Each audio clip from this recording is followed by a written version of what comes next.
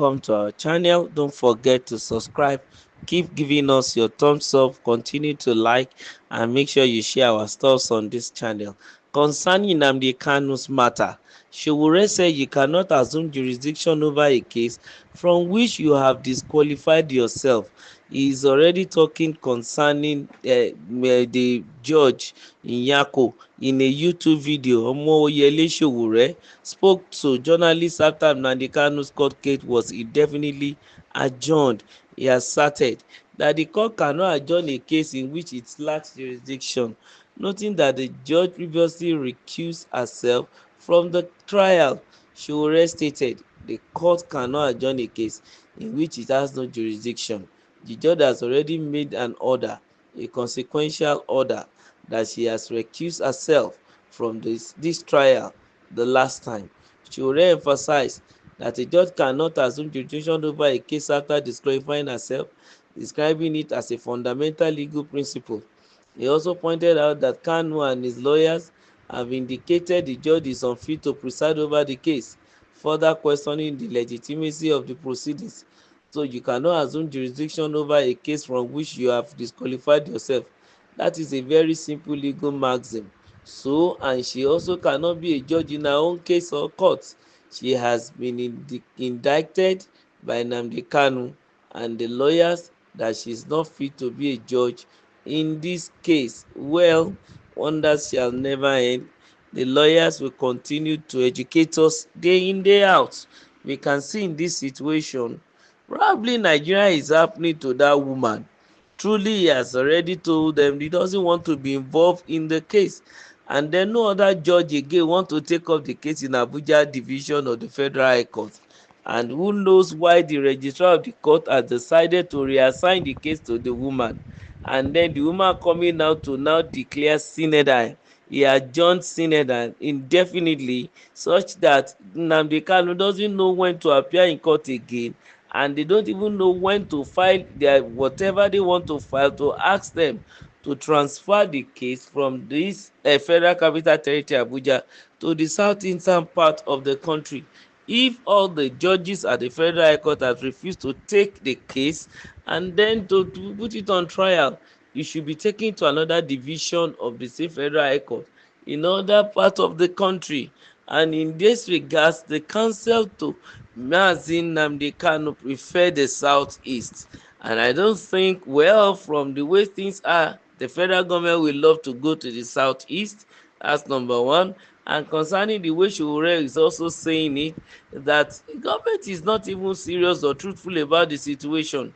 And the judge in question also that came back to take over the case and begin to adjourn Senator might have decided to do so maybe because of an instruction that might probably come from above, and trying to make sure that since she's the one that had entertained the trial of the case before and only recused because of probably what the government has done long before, that after the woman had declared the man to be released on bail, then she decided not to take it again, but they still ask her to finish what what she has started ab initio. So it is the lawyer that will be able to tell us. As Sowore is saying this, I think the woman in question, so of course we are looking at it from the other side of his employer to pity her, but then as a woman that is a judge who knows the right thing to do, she can still stand her ground and remain firm and resolute that she is not going to take it on the case anymore. Very, very important. And also we need to look at the welfare of Nnamdi Kanu. Being in this case for over 4 years now is not a good thing for him. It doesn't help his health, even though according to the federal government, Nigeria's health is much more important to that of only one man, because if mayhem is unleashed on the nation as a whole as a result of the agitation of IPOB, the sovereign state of Nigeria may not be able to withstand the pressure. So if we are looking at it from the view of the federal government, I think the right thing the federal government is supposed to do is to begin the trial in earnest and make sure it is hastened and finished on time, and then they follow whatever the court has said. but in as much as the federal government is still busy, dancing around the corner, not wanting to do the needful, Nnamdi Kanu is bound to still suffer more.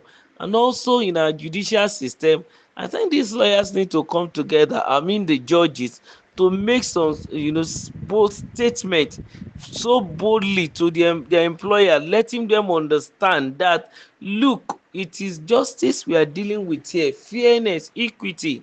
We want things to be orderly and properly done. It is not supposed to be our employer, who happens to be the federal government, that will be the one violating the rules and the regulation of his own agency. Very, very important.